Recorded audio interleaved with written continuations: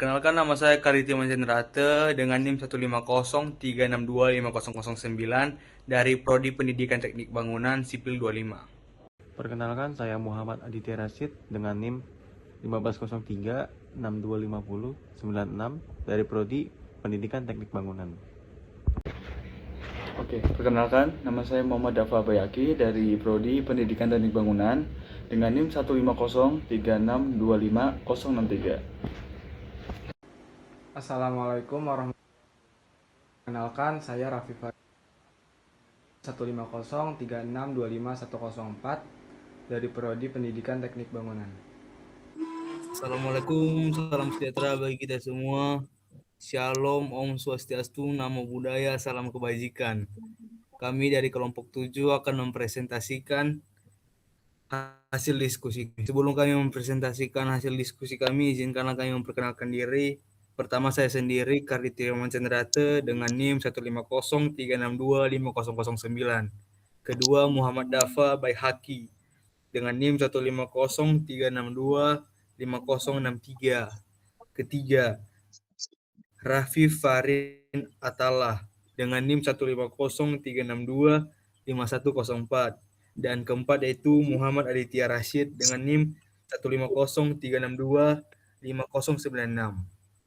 Oke, sekarang wawasan Nusantara sebagai geopolitik di Indonesia.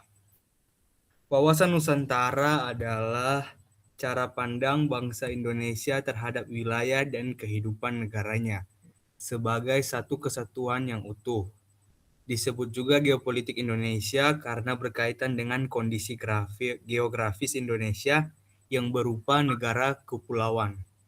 Indonesia tersebut memiliki berbagai ribu pulau yang dipisahkan oleh laut.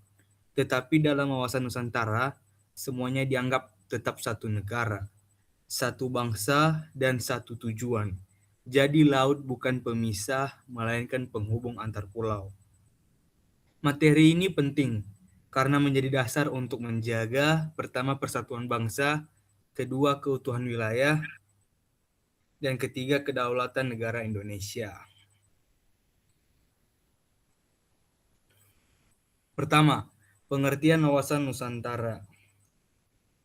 Secara etimologis, pertama itu wawas sama dengan pandangan atau cara melihat. Kedua, nusa itu pulau atau kepulauan. Ketiga, antara, berada di antara dua benua dan dua samudra. Artinya, wawasan Nusantara adalah cara pandang bangsa Indonesia terhadap diri dan wilayahnya sebagai negara kepulauan yang letaknya strategis. Kedua, menurut Lemhanas tahun 1999, wawasan Nusantara adalah cara pandang bangsa Indonesia mengenai diri dan lingkungannya dengan mengutamakan persatuan dan kesatuan bangsa. Maksudnya, walaupun Indonesia berbeda suku, agama, bahasa, budaya, dan pulau, seluruh rakyat tetap satu bangsa Indonesia. Contoh sederhana, pertama, orang Jawa, Batak, Papua, Dayak, dan lain-lain tetap bersatu sebagai warga negara Indonesia. Kedua, Laut Jawa, Laut Belanda, dan wilayah lainnya tetap bagian dari Negara Kesatuan Republik Indonesia. Ketiga, jika ada masalah di satu daerah, daerah lain ikut membantu karena merasa satu kesatuan. Oke, next. Sekarang tuh latar belakang. Latar belakang wawasan Nusantara. Wawasan Nusantara muncul karena Indonesia memiliki kondisi khusus sebagai negara kepulauan yang besar dan beragam. Pertama, asas historis. Berkaitan dengan sejarah Indonesia, terutama Deklarasi di Juanda 13 Desember 1957, isi pentingnya, laut di antara pulau-pulau Indonesia adalah bagian dari wilayah Indonesia. Sebelumnya, laut dianggap pemisah pulau. Setelah deklarasi di Juanda, laut dianggap pemersatu bangsa. Tujuannya, menjaga keutuhan wilayah negara Indonesia. Kedua, mencegah wilayah laut dikuasai negara lain. Dan lanjut, asas geografis. Indonesia adalah negara kepulauan terbesar di dunia dengan ribuan pulau dan wilayah laut yang luas. Karena itu, Indonesia membutuhkan cara pandang yang bisa menyatukan seluruh wilayah agar tidak terpecah. Letak Indonesia juga strategis karena berada pertama di antara benua Asia dan Australia, kedua di antara Samudra Hindia dan Pasifik. Hal ini membuat Indonesia penting dalam perdagangan dan hubungan internasional. Ketiga, asas geopolitik. Geopolitik berarti hubungan antara kondisi geografis dengan politik negara.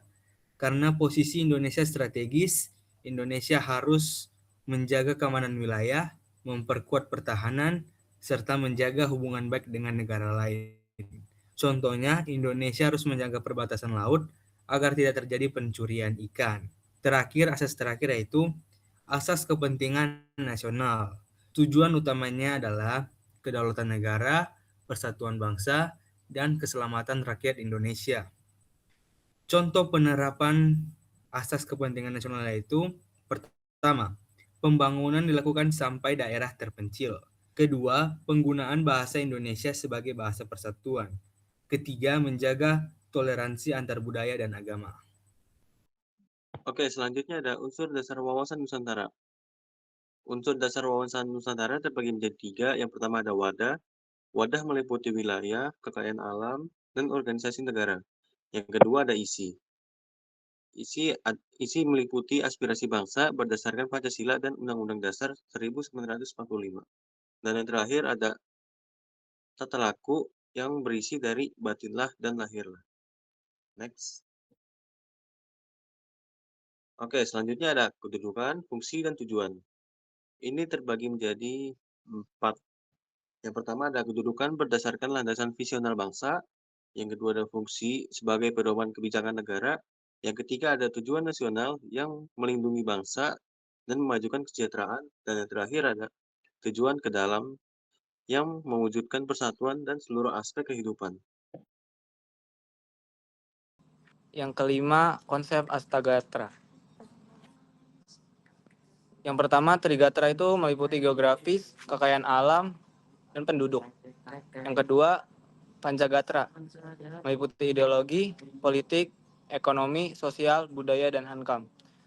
Trigatra ini adalah aspek yang berkaitan dengan kondisi alam dan bersifat relatif tetap. Geografis, letak dan bentuk wilayah Indonesia sebagai negara kepulauan sangat mempengaruhi kehidupan bangsa. Misalnya dalam perdagangan, pertahanan, dan hubungan internasional. Adapun Pancagatra itu adalah aspek yang berkaitan dengan kehidupan masyarakat dan berkembang sesuai zaman. Contohnya ideologi, pedoman hidup bangsa, yaitu Pancasila, yang menjadi dasar dalam berpikir dan bertindak. Adapun itu politik, sistem pemerintahan, dan proses pengambilan keputusan negara agar tercipta stabilitas dan demokrasi. Selanjutnya ekonomi. Segala kegiatan produksi, distribusi, dan konsumsi untuk meningkatkan kesejahteraan masyarakat. Selanjutnya sosial budaya. Terdapat nilai, tradisi, pendidikan, dan kebudayaan masyarakat yang membentuk identitas bangsa. Kemudian terakhir, hankam atau pertahanan dan keamanan adalah upaya menjaga kedaulatan negara dan keamanan masyarakat dari ancaman dalam maupun luar negeri. Yang keenam, implementasi wawasan Nusantara. Yang pertama, politik adalah pemilu yang jujur dan adil. Yang kedua, ekonomi, pemerataan pembangunan. Yang ketiga, sosial budaya, menjaga keberagaman. Yang terakhir, hankam, bela negara dan profesionalisme TNI atau Polri.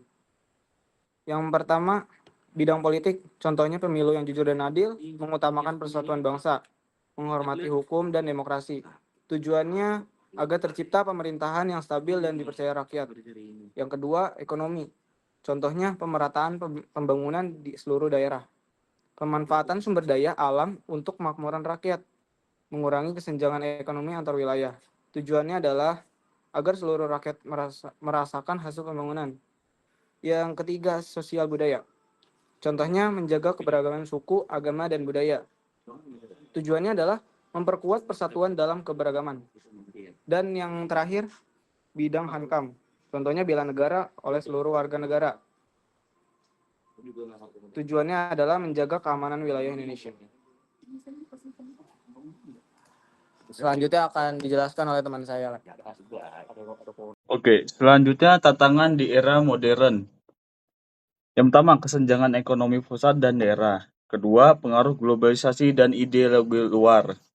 Yang ketiga, menurunnya kesadaran bela negara generasi muda. Di era modern saat ini, bangsa Indonesia menghadapi berbagai tantangan yang semakin kompleks seiring dengan perkembangan ilmu, pengetahuan, teknologi, dan globalisasi.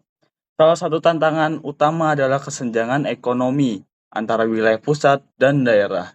Pembangunan yang belum merata menyebabkan adanya perbedaan tingkat kesejahteraan, pendidikan, infrastruktur, dan kesempatan kerja.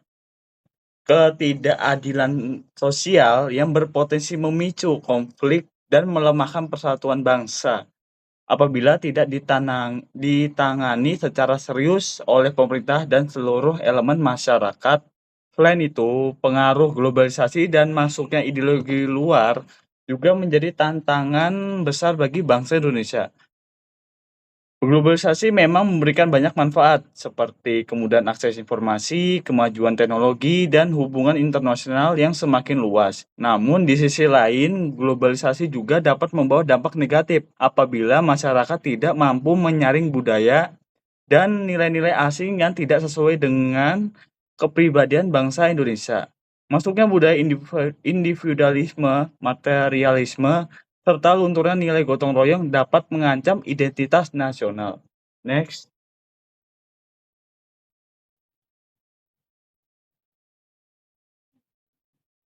Oke, kesimpulannya wawasan Nusantara menjadi pedoman bangsa Indonesia dalam menjaga persatuan, kedaulatan, dan mencapai tujuan nasional. Merupakan cara pandang bangsa Indonesia terhadap diri sendiri dan lingkungannya sebagai satu kesatuan yang utuh dalam berbagai politik, ekonomi, sosial budaya, maupun pertahanan dan keamanan. Konsep ini menjadi landasan penting dalam menjaga persatuan bangsa Indonesia yang memiliki keberagaman suku, agama, ras, budaya, dan bahasa. Dengan adanya wawasan Nusantara, seluruh masyarakat Indonesia diajak untuk memahami bahwa perbedaan bukanlah penghalang, melainkan kekayaan bangsa yang harus dijaga bersama. Di tengah tantangan era modern yang penuh dengan perubahan dan pengaruh globalisasi, wawasan Nusantara menjadi pedoman penting agar bangsa Indonesia tetap kokoh dan tidak kehilangan jati dirinya. Generasi muda sebagai penerus bangsa memiliki peran besar dalam menjaga dan mengamalkan nilai-nilai tersebut. Di next. Oke, daftar pustaka yang kita ambil tuh yang pertama dari Lemhanas tahun 1999. Yang kedua, Kailan dan Zubaidi tahun 2012. Yang ketiga, Sumarsono dan kawan-kawan di tahun 2006. Yang keempat, Winarso di tahun 2013. Yang kelima, Undang-Undang Dasar 1945. Yang terakhir, TAP MPR nomor 2 MPR tahun 1993.